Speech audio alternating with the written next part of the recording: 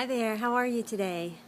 It's great to be with you. I had wanted to get this recorded earlier, but it's just been a busy little morning, and I've been really still with myself because I had something that happened this morning that really stopped me and kind of took me into a very deep place in my heart. Kind of broke my heart open a little bit more.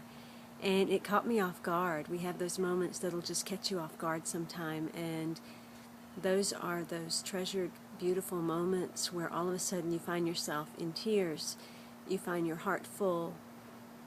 There's a deep sadness that you feel, brokenheartedness that you feel, yet at the same time there's a celebration because you just know that you found something that you had lost.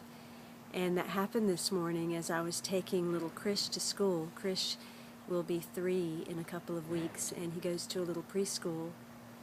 And as I was walking him in this morning, he was humming and skipping, and he was holding my hand. And we were walking down the hall, and he was saying, "I'm so excited to be at school. I'm going to play with my friends." And I could feel his joy and his excitement. And it was so evident in his eyes and his face. And as we were walking down the hall, this precious little blonde, curly-haired boy who couldn't have been more than 4, if that, I think he was probably 3, he was skipping and humming down the hall by himself. And we reached his classroom at the same time that he did, and he was about to just skip and hum his cute little self right inside. And there was the teacher standing at the doorway, and just as he was about to turn in, she grabbed his shoulder, and I felt it, and it was firm, and she looked at him in the eyes with the most stern look, and she said, "I want you to turn around, go back to the beginning of the hall, and you need to walk like you're expected to."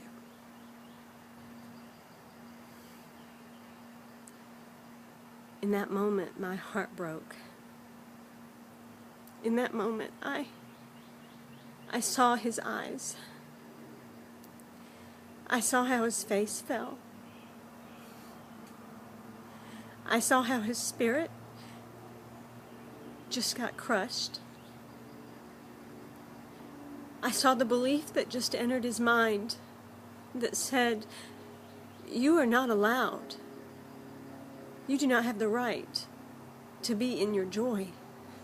You have no right to skip through life. You are to walk as expected." And he turned, and very slowly, he walked to the very beginning of the hallway. And then he walked back to the classroom, and I could see such sadness in him. And I thought, wow, that's how it happens. That's how we lose our innocence. That's how we get stripped of our joy. And we believe that we have to walk through life instead of being able to skip through life. That's when we believe that we don't have the right to hum and dance and sing and play and be free. That's when we believe that there are certain acceptable behaviors, and that what we do that is naturally us is bad and wrong and requires reprimanding. I saw myself as I saw him. I saw the many clients I work with as I saw him. I saw the human condition as I saw him. And I think that that's why this Rebel Road tour is so important. It is not just for me to express myself or get out there or do anything. This is for me to help people realize how much we have allowed ourselves to fall victim to what other people think, how we have allowed ourselves to squash our dreams and our beliefs and our joy, and how we have allowed ourselves to decide that we can't skip through life, we have to walk through life. So we've stopped running with reckless abandon. We've stopped skipping through. We've stopped dancing and playing and joyfully singing and humming. And we've settled into being what is expected, what fits the system, what is what other people can handle. Because they have lost that in themselves and they cannot see it, the beauty of it, when it shows up in front of them. They're so blind and deaf and dead to the aliveness of divinity flowing in as and through, especially the beauty of a child, because they have lost sight of the divinity within themselves. So I'm here to tell you today that I no longer will allow myself to be held back. I will no longer walk through life. I will skip and hum and leap and play and dance and jump through life. I will holler out loud. I will make noise. I will scream out as loud as I want to scream. I will play out, full out, as big as I want to play. I will act silly and I will be funny and I will be in my emotion in whatever way it shows up. And if that means throwing a tantrum, I'm going to darn well throw a tantrum. And if that means laughing, giggling uncontrollably, I am going to giggle myself silly. And I'm here to tell you, you have no right to not be who you really are. You have no right to not dance your dance. You have no right to not sing your song. You have no right to not skip through life in the playful, joyful, humorous, giggly, humming way that divine desires you to. You have no right to suppress the light of divinity that desires to shine through you. You have no right. Forgive those that did what they did because they didn't know what they were doing. But in this moment, you have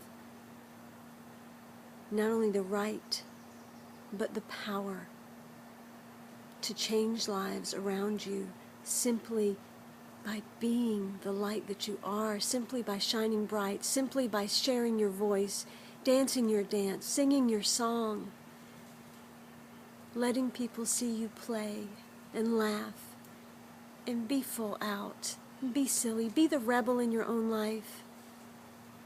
You have that right. And that's what this Rebel Road Tour is about. It's in celebration of that. It's in celebration of you coming out in that, into that unknown place that you have no idea what it is because you weren't allowed to ever be that.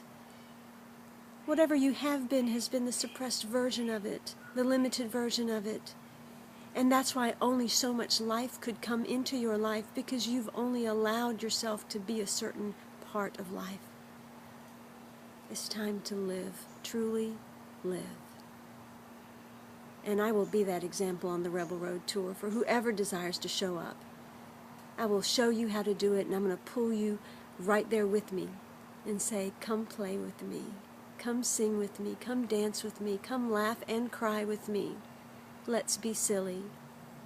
Let's be rebels on the road. So this is in honor of that sweet little boy today. As a prayer to the angels, that they rekindle whatever part of his heart got dampened this morning.